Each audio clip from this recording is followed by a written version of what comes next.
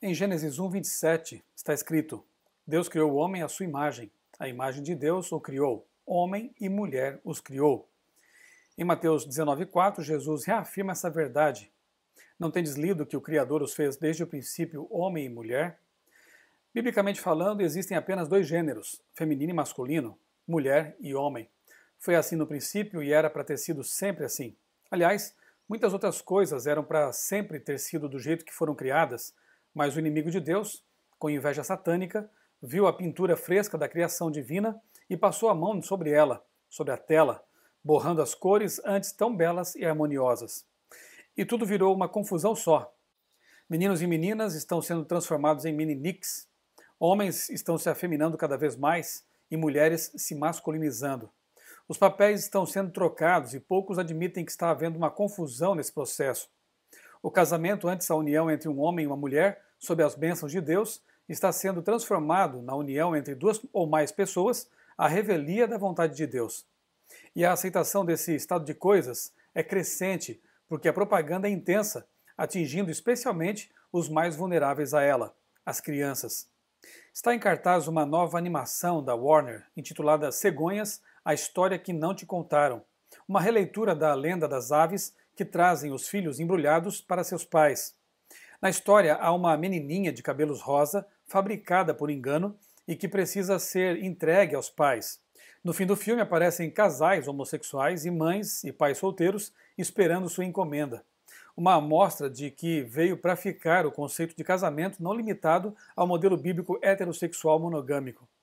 Meio que seguindo os passos do Colégio Dom Pedro II, do Rio de Janeiro, que liberou o uso de saias para meninos, uma escola municipal de São Paulo também está dando sua contribuição para destruir as diferenças entre os gêneros.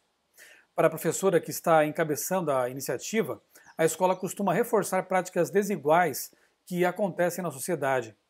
Ela, que é feminista, afirma que os meninos são muito mais incentivados a desenvolver atividades físicas e muito mais elogiados pelo seu desenvolvimento em matérias como matemática, enquanto as meninas brincam de como ser mamãe e são mais incentivadas a se desenvolver em matérias linguísticas. Fecha aspas. Existe algum problema em as meninas serem treinadas para ser mamães ou a desenvolver suas já inerentes habilidades linguísticas? Afinal, algumas delas não serão realmente mães? Ou queremos extinguir de vez a humanidade? Querem desprezar as óbvias diferenças biológicas, fisiológicas e psicológicas entre homens e mulheres e forçar a natureza a ser o que não é, como se gênero fosse apenas uma construção social? A professora da Escola Paulista diz que há necessidade urgente de se pensar em práticas inclusivas que considerem diferenças e a diversidade de opiniões sem demonizá-las. Mas fica aqui uma dúvida. Será respeitada a opinião de crianças e pais que discordam dessa dissolução dos gêneros e que defendem os valores judaico-cristãos? Ou essa opinião será proibida? No começo deste ano, outra notícia chamou a atenção para os novos tempos em que estamos vivendo. O garoto americano de 8 anos, Ethan, fã da drag queen Jeffree Star, ganhou de sua mãe uma aula de maquiagem. E o que ela disse? Abre aspas.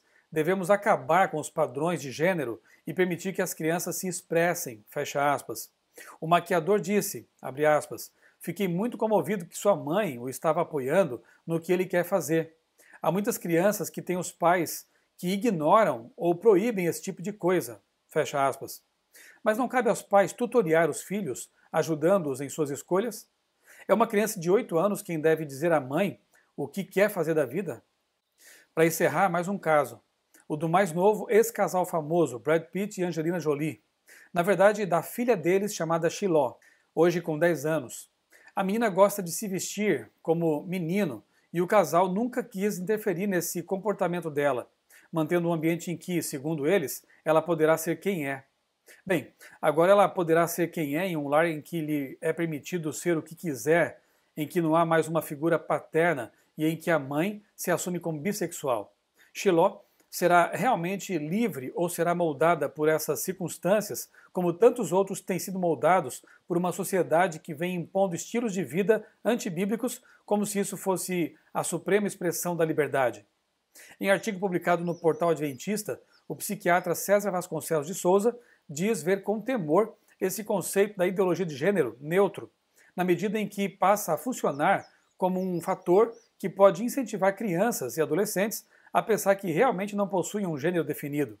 Ou seja, funcionaria muito mais um fator ambiental que tem influência sobre mentes muitas vezes fragilizadas justamente por transtornos passageiros típicos de sua idade.